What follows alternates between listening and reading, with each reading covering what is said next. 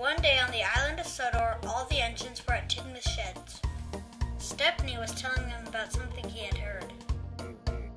"It's true," said Stepney. "I heard it myself." "Heard what?" asked Percy.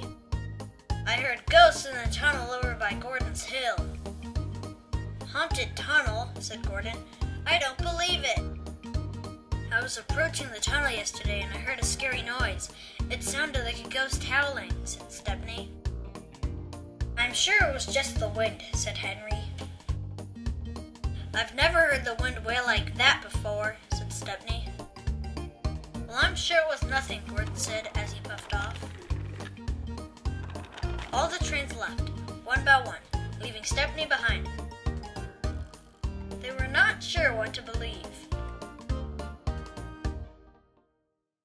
What they didn't notice was that Diesel 10 was in the side shed and had overheard their conversation.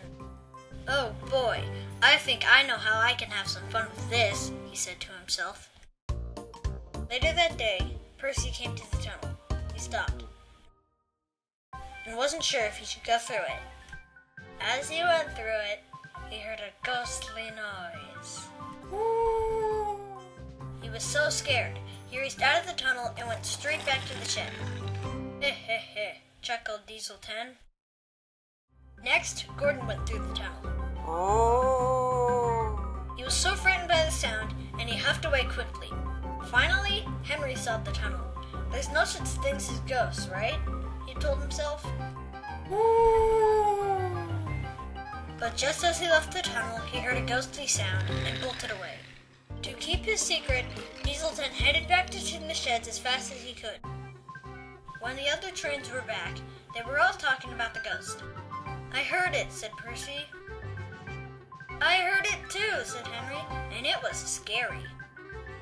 "Well, I heard it too," said Gordon, "but I wasn't afraid." "I told you so," said Stepney. "There is a ghost in that tunnel." Just then, Diesel 10 came out of the shed and was laughing at the engines. "You scaredy cat steam engines," he said. "There was no ghost. It was me making ghost noises." "I got you good," said Diesel 10.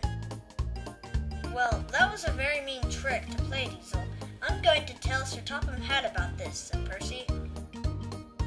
Just when Percy was about to leave, Thomas arrived. "I heard it.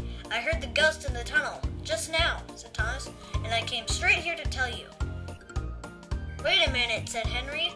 "How could Thomas have heard the ghost if Diesel 10 was here?"